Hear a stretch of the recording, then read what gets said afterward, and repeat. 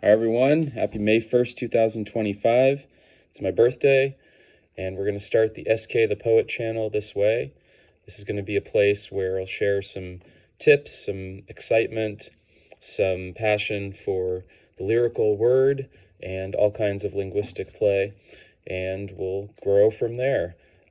Definitely some coaching and all those things. So the first thing, before I get any more nervous, this is the first time ever posting anything to YouTube or doing some kind of social media growth. So this is exciting, and we're going to make this all a progression through lyricism. And we'll start it this month. For everyone coming off of NaPoWriMo, welcome. And we'll start this with a lyrical rhyme May-mo. Anyway, so the first thing to start this off, and this will probably expand in the future, the first one is think back to maybe the first time you got to recite a poem in front of people. It was probably not one of your own.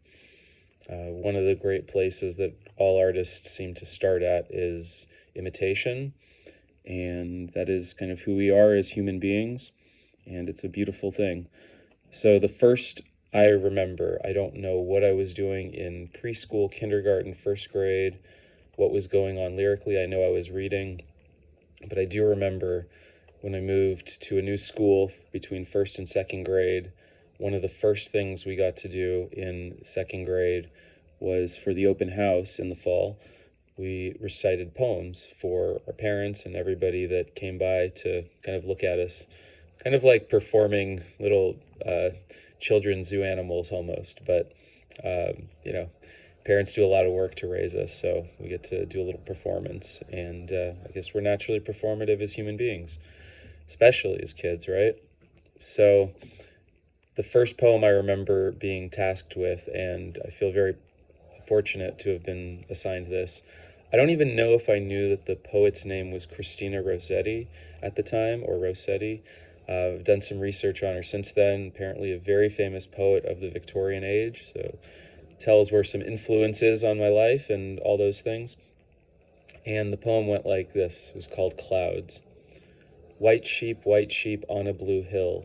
When the wind stops, you all stand still.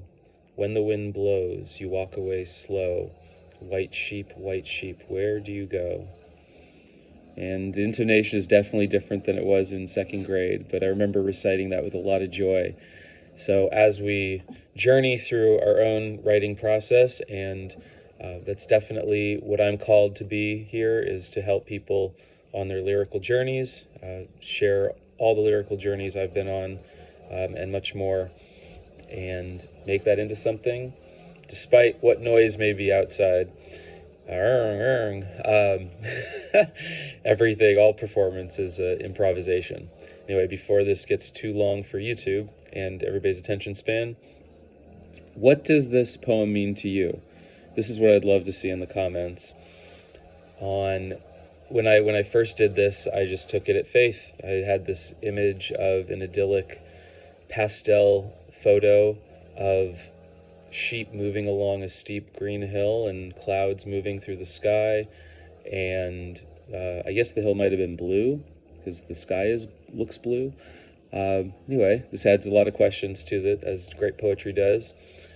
And when I revisited it, when we reopened everything just about during the pandemic, and I rethought about this poem for the first time in a long time, it meant something very different to me, and I interpreted it very differently. And I don't want to influence anybody else's thoughts and exploration of these words, so I'll say the poem one more time, and then I'll leave a link in the description, and you can look up the poem and think on it, and I'd love to hear what it means to you. So, Clouds by Christina Rossetti. White sheep on a blue hill. When the wind stops, you all stand still. When the wind blows, you walk away slow. White sheep, where do you go? Happy May 1st, everyone.